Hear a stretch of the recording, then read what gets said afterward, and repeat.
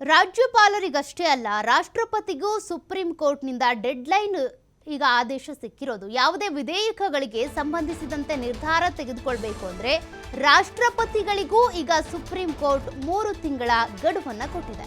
ಅಂದ್ರೆ ಯಾವುದೋ ಒಂದು ಕಾಯ್ದೆ ಜಾರಿಗೆ ಬರಬೇಕು ಅಂತ ಅಂದ್ರೆ ಅದು ರಾಷ್ಟ್ರಪತಿಗಳ ಅಂಗಳಕ್ಕೆ ಹೋಗುತ್ತೆ. ಅವ್ರ ಅಂಕಿತವನ್ನ ಪಡ್ಕೊಂಡ ನಂತರನೇ ಅದು ಅನುಷ್ಠಾನವನ್ನ ಆಗೋದು.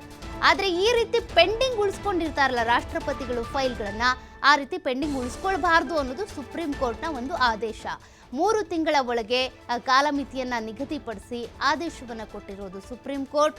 ರಾಜ್ಯಪಾಲರು ರಾಷ್ಟ್ರಪತಿಗಳ ಬಳಿ ಕಳುಹಿಸಿಕೊಡುವ ವಿಧೇಯಕದ ಕುರಿತು 3 ತಿಂಗಳ ಒಳಗಾಗಿ ಸೂಕ್ತ ನಿರ್ಧಾರವನ್ನು ತೆಗೆದುಕೊಳ್ಬೇಕು ಅಂತ ಸುಪ್ರೀಂ ಕೋರ್ಟ್ ಸೂಚನೆಯನ್ನ ಕೊಟ್ಟಿದೆ. ಈ ಡೆಡ್ಲೈನ್ ಆದೇಶವನ್ನ ತಪ್ಪಿದ್ರೆ ರಾಜ್ಯಗಳು ಕೋರ್ಟ್ ಮೆಟ್ಟಿಲೇರಬಹುದು. ಆಗ ಅದಕ್ಕೆ ಸಂಬಂಧಪಟ್ಟಂತೆ ಸೂಕ್ತ ನ್ಯಾಯ ಸಿಗುತ್ತೆ ಅಂತ ಇದೇ ಮೊದಲಿಗೆ ಐತಿಹಾಸಿಕ ಆದೇಶವನ್ನ ನೀಡಿರೋದು ಸುಪ್ರೀಂ ಕೋರ್ಟ್.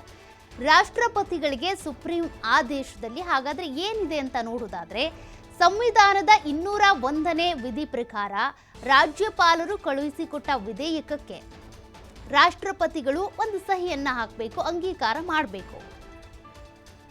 ಆದ್ರೆ ಇದಕ್ಕೆ ಸಂಬಂಧಪಟ್ಟಂತೆ ಏನಾದರೂ ರಾಷ್ಟ್ರಪತಿಗಳು ಒಂದ್ ರೀತಿ ಡಿಲೇ ಮಾಡ್ತಿದ್ದಾರೆ, ಆ ಫೈಲ್ ಮೂವ್ ಮಾಡ್ತಾ ಇಲ್ಲ, ಸಹಿ ಹಾಕಿ ಕೊಡ್ತಾ ಇಲ್ಲ ಅಂತಂದ್ರೆ ಆಯಾ ರಾಜ್ಯ ಸರ್ಕಾರ ಏನಿದೆ, ರಾಜ್ಯ ಸರ್ಕಾರ ಅಂತಂದ್ರೆ ಸಿಎಂ ಏನಿದ್ದಾರೆ, ಅವರು ಕೋರ್ಟ್ ಮೆಟ್ಟಿಲನ್ನ ಏರಬಹುದು. ಆ ಸಂದರ್ಭದಲ್ಲಿ ಸೂಕ್ತವಾದಂತ ಕಾರಣವನ್ನ ರಾಷ್ಟ್ರಪತಿಗಳು ಕೊಡಬೇಕಾಗುತ್ತೆ. ಯಾಕಾಗಿ ಇನ್ನೂ ಅದನ್ನ ಅಂಗೀಕಾರ ಮಾಡಿಲ್ಲ, ಸಹಿ ಹಾಕಿಲ್ಲ, ಅಂಕಿತ ಹಾಕಿ ಮೂವ್ ಮಾಡಿಲ್ಲ, ಅದ್ರ ಬಗ್ಗೆ ಸೂಕ್ತ ಕಾರಣವನ್ನ ರಾಷ್ಟ್ರಪತಿಗಳು ನೀಡಬೇಕಾಗುತ್ತೆ. ಸದ್ಯಕ್ಕೆ ರಾಷ್ಟ್ರಪತಿಗಳಿಗೆ ಈ ಸುಪ್ರೀಂ ಕೋರ್ಟ್ ನೀಡಿರುವಂತ ಆದೇಶ ಇದು. ಸಂವಿಧಾನದ 201ನೇ ವಿಧಿಯ ಪ್ರಕಾರ ರಾಜ್ಯಪಾಲರು ಕಳುಹಿಸಿಕೊಟ್ಟಂತ ವಿಧೇಯಕ ಏನಿರುತ್ತೆ ಅದಕ್ಕೆ ರಾಷ್ಟ್ರಪತಿಗಳು ಅಂಗೀಕಾರ ಮಾಡಬೇಕಾಗುತ್ತೆ ಅಥವಾ ತಡೆ ಹಿಡಿಲೂಬಹುದು. ಆದರೆ ತಡೆ ಹಿಡಿಯೋದಕ್ಕೆ ಕಾರಣ ಏನು ಅನ್ನೋದು ಕೂಡ ಅವ್ರು ಹೇಳಬೇಕಾಗುತ್ತೆ. ಸಂವಿಧಾನ ಈ ವಿಚಾರದಲ್ಲಿ ಯಾವುದೇ ಮಿತಿಯನ್ನ ನಿಗದಿಪಡಿಸಿರಲಿಲ್ಲ. ಆದರೆ ಈಗ 3 ತಿಂಗಳ ಅವಧಿಯನ್ನ ನಿಗದಿಪಡಿಸಲಾಗಿದೆ. ವಿಧೇಯಕಕ್ಕೆ ಒಪ್ಪಿಗೆ ನೀಡೋದು ಅಥವಾ ತಿರಸ್ಕಾರ ಮಾಡೋದು ಆ ಅಧಿಕಾರ ಅಷ್ಟೇ ರಾಷ್ಟ್ರಪತಿಗಳಿಗೆ ಇರ್ತಾ ಇತ್ತು. ಇನ್ನು ರಾಜ್ಯಪಾಲರಿಗೆ ಅಂತ ಬಂದಾಗಲೂ ಅಷ್ಟೇ, ರಾಜ್ಯ ಸರ್ಕಾರ ಏನಾದರೂ ಒಂದಷ್ಟು ಅಂಗೀಕಾರ ಮಾಡಬೇಕು ಅಂತ ಮನವಿ ಮಾಡಿದ್ರೆ ಅವರಿಗೂ ಅಷ್ಟೇ ತಿರಸ್ಕಾರ ಮಾಡೋದಕ್ಕೆ ಅಥವಾ ಅಂಗೀಕಾರ ಮಾಡೋದಕ್ಕೆ ಮಾತ್ರ ಅಧಿಕಾರ ಇರ್ತಾ ಇತ್ತು. ಆದರೆ ಈ ಡೆಡ್ಲೈನ್ ಇರಲಿಲ್ಲ. ಈಗ ರಾಷ್ಟ್ರಪತಿಗಳಿಗೂ ಈ ಡೆಡ್ಲೈನ್ ಅನ್ನ ಸುಪ್ರೀಂ ಕೋರ್ಟ್ ಕೊಟ್ಟಿದೆ. ಶಾಸನಬದ್ಧ ಯಾವುದೇ ಅಧಿಕಾರವನ್ನ ಕಾಲಮಿತಿಯಲ್ಲಿ ಅಂದ್ರೆ 3 ತಿಂಗಳ ಒಳಗಾಗಿ ನೀವು ನಿರ್ಧಾರ ಮಾಡಬೇಕು, ಚಲಾಯಿಸಬೇಕು ಅಂತೇಳಿ ನಿಯಮವನ್ನ ತಂದಿರೋದು. ಹೀಗಾಗಿ 201ನೇ ವಿಧಿಯು ಸಾಮಾನ್ಯ ಕಾನೂನಿನ ಈ ತತ್ವಕ್ಕೆ ಹೊರತಾಗಿಲ್ಲ. ಇದು ಸುಪ್ರೀಂ ಕೋರ್ಟ್ನ ಆದೇಶದಲ್ಲಿರುವಂಥ ಮಾಹಿತಿ. ಒಂದು ವೇಳೆ ವಿಧೇಯಕದ ವಿಚಾರದಲ್ಲಿ ನಿರ್ಧಾರಕ್ಕೆ ಬರುವಲ್ಲಿ 3 ತಿಂಗಳಿಗಿಂತನೂ ನೀವು ಹೆಚ್ಚಿನ ಸಮಯವನ್ನು ತೆಗೆದುಕೊಂಡ್ರೆ ರಾಷ್ಟ್ರಪತಿಗಳು ಅದಕ್ಕೆ ಸೂಕ್ತ ಕಾರಣಗಳನ್ನು ನೀಡಬೇಕಾಗುತ್ತೆ. ಯಾತಕ್ಕಾಗಿ ನೀವು ತಡೆ ಹಿಡಿದಿರೋದು, ಯಾಕೆ ಇಷ್ಟೊಂದು ಸಮಯ ತೆಗೆದುಕೊಂಡಿರೋದು, 3 ತಿಂಗಳೊಳಗಾಗಿ ನೀವು ಅದಕ್ಕೆ ಸಂಬಂಧಪಟ್ಟಂತೆ ಅಂಗೀಕಾರ ಮಾಡಬೇಕು ಅನ್ನೋದು ಇರುವಂಥ ನಿಯಮ. ಯಾಕೆ ಉಲ್ಲಂಘನೆ ಮಾಡಿದ್ರಿ ಅನ್ನೋದನ್ನ ನೀವು ವಿವರಿಸಬೇಕಾಗುತ್ತೆ. ಅಂದರೆ ರಾಷ್ಟ್ರಪತಿಗಳು ವಿವರ ಕೊಡಬೇಕಾಗುತ್ತೆ.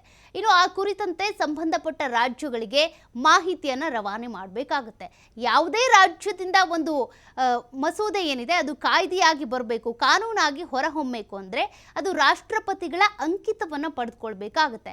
ಆದರೆ ರಾಷ್ಟ್ರಪತಿಗಳೇನಾದರೂ ಡಿಲೇ ಮಾಡಿದ್ರು ಅಂದರೆ 3 ತಿಂಗಳ ಒಳಗಾಗಿ ಅವರು ಅದಕ್ಕೆ ಸಂಬಂಧಪಟ್ಟಂತೆ ಪೂರ್ತಿ ಅಧ್ಯಯನ ಮಾಡಬೇಕು. ಏನೇ ತಡೆ ಹಿಡಿಬೇಕು ಅಂದರೂ ಅವ್ರ ಕಾರಣವನ್ನು ಕೊಡಬೇಕು. ಆಯಾ ರಾಜ್ಯ ಸರ್ಕಾರಗಳಿಗೆ ಅವ್ರ ಮಾಹಿತಿಯನ್ನು ರವಾನೆ ಮಾಡಬೇಕು. ಇದಕ್ಕೆ ಸಂಬಂಧಪಟ್ಟಂತೆ ನಮಗೆ ಡೌಟ್ಸ್ ಇದೆ ಅಥವಾ ಇಲ್ಲಿ ಕ್ಲಾರಿಟಿ ಇಲ್ಲ, ನೀವು ಸ್ಪಷ್ಟನೆ ಕೊಡಿ ಅನ್ನೋದನ್ನ ಅವರು ತಿಳಿಸ್ಬೇಕಾಗುತ್ತೆ ರಾಷ್ಟ್ರಪತಿಗಳು.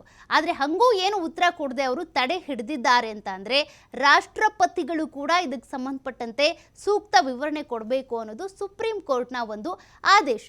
ಈ ಆದೇಶಕ್ಕೆ ಸಂಬಂಧಪಟ್ಟಂತೆ ಈಗ ರಾಷ್ಟ್ರಪತಿ ದ್ರೌಪದಿ ಮುರ್ಮು ಅವರು ನಡ್ಕೊಳ್ಬೇಕಾಗುತ್ತೆ. ಅಂದರೆ ಏನು ಆದೇಶ ಇದೆಯೋ ಹಾಗೆ ನಡ್ಕೊಳ್ಬೇಕು. ಸುಪ್ರೀಂ ಕೋರ್ಟ್ನ ಆದೇಶವನ್ನು ಯಾರು ಮೀರುವಂತಿಲ್ಲ. ರಾಷ್ಟ್ರಪತಿಗಳಿಗೆ 3 ತಿಂಗಳ ಡೆಡ್ಲೈನ್ ಇರುತ್ತೆ.